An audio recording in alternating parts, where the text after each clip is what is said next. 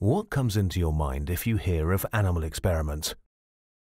Probably rabbits forced to smoke, or hamsters with cosmetic products being dripped into their eyes. All in order to prove the alleged harmlessness of those products for mankind and their usefulness for medical progress. There are fewer pictures of it in the press these days, even though the tests are continuing, and if they're mentioned at all, they are represented as doing no harm to the animals.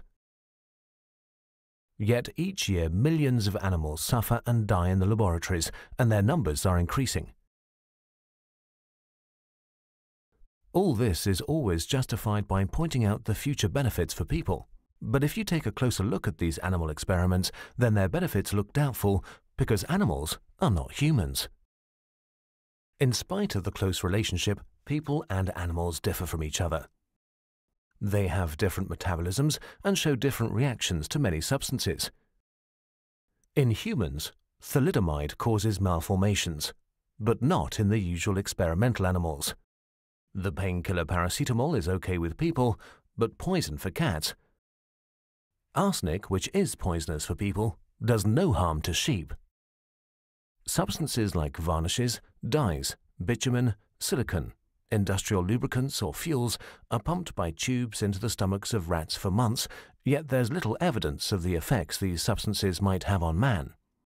The supposed comparability has long been refuted, and yet again and again new animal experiments are being conducted in the same way. Animals do not suffer from diseases of civilization which are caused by man's unhealthy lifestyle. Consequently, each tested animal must first be made sick. Diabetes in animals is caused by destroying the cells of the pancreas with poison. Heart attacks are caused by constriction of the coronary arteries. Arteriosclerosis is caused by sending electric impulses through the arteries. The guts of mice are perforated to trigger a painful peritonitis with sepsis. In addition, there are purpose-made animals who are being bred in a way that they suffer from certain diseases or conditions or to serve as a stock of spare organ parts. But an imitation of symptoms has nothing to do with human diseases and their causes.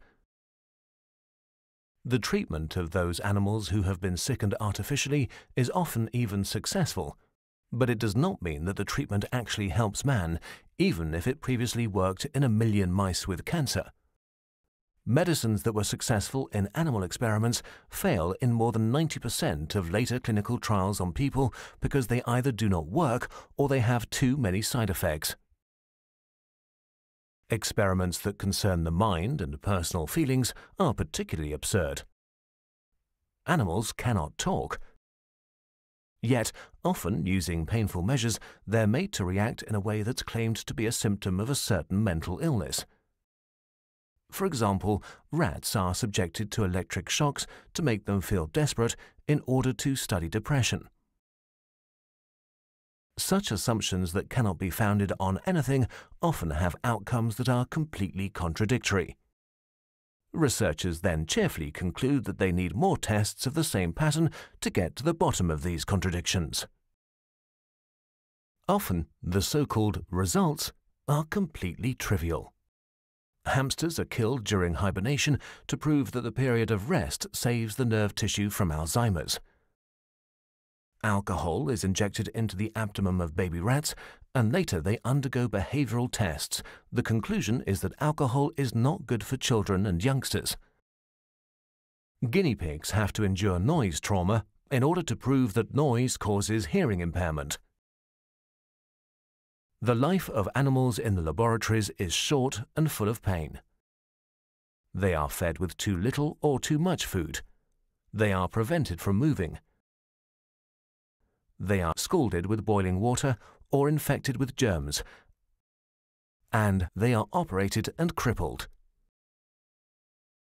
Monkeys' heads are fixated and they only get water as long as they don't struggle.